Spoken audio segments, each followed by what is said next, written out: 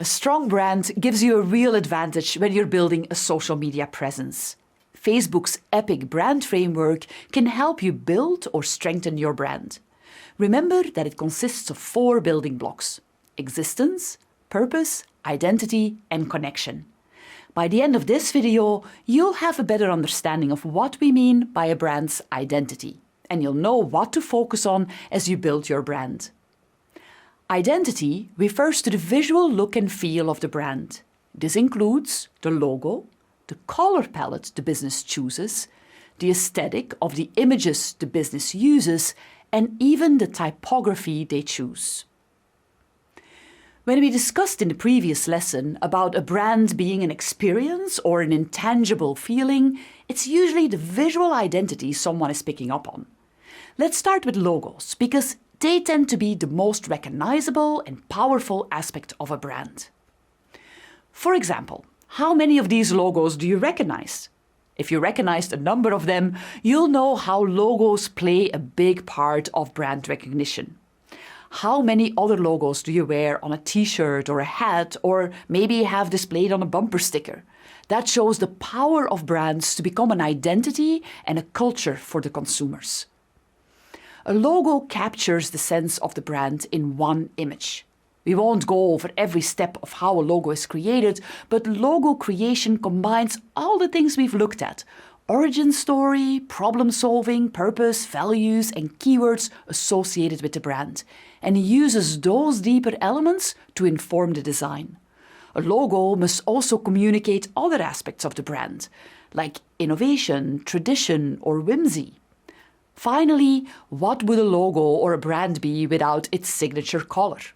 You could probably readily recognize Starbucks' signature green color palette. You'd probably readily recognize Facebook's blue as well.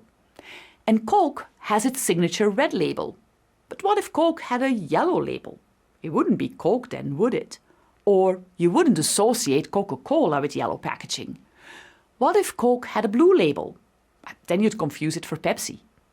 Curating a color palette for your brand isn't only about having it be readily recognizable to your customer and differentiating from other products. There's a lot of psychology behind color and color choices, and a color palette can set the tone for your brand as well. Red is excitement, blue is trust, orange is fun, brown is natural, and black is prestige. There doesn't necessarily need to be deep science behind the color choices for your brand. Pick a palette that feels right for your business and use it to influence site design, advertising, packaging, and more. Imagery is another aspect of creating a brand's visual identity, and this can include the types of photos, visuals, or illustrations a brand uses on its website or in social media feeds.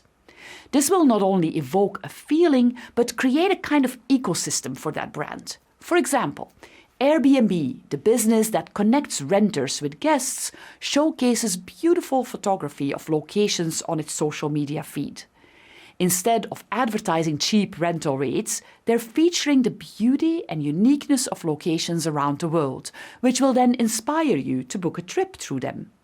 Finally, typography, or the selection of typefaces and fonts that a business chooses, helps communicate its visual brand. Like a logo, typeface is trying to capture the feeling and association of the brand in lettering. And while a business can certainly just pick a font from the drop-down, a business wanting to be deliberate about its brand will weigh its story, values, and purpose while choosing their typeface. In many ways, a brand's typeface will be as recognizable as its logo. Look at the New York Times and the New Yorker. Both are long-running, well-respected New York-based publications. The New York Times uses classic, straightforward typeface in its text, and its logo still features its original black-letter typeface, which fits the New York Times' brand as a solid, trusted purveyor of objective news.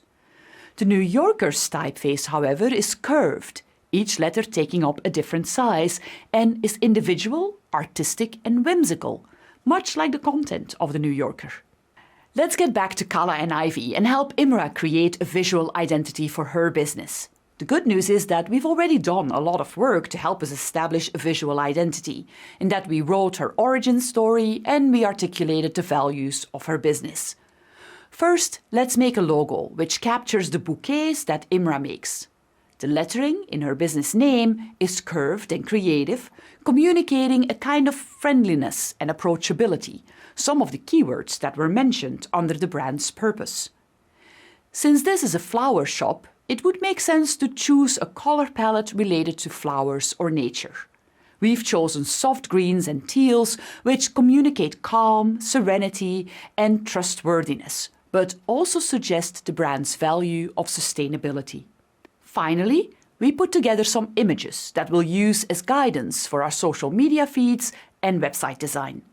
Some of the images are of Imra's flower creations, highlighting her products and design. One is of Imra herself creating a bouquet, showing the artisanal nature of the brand. And the final image is a bouquet being given, which communicates the inherent connection created by giving a gift of flowers.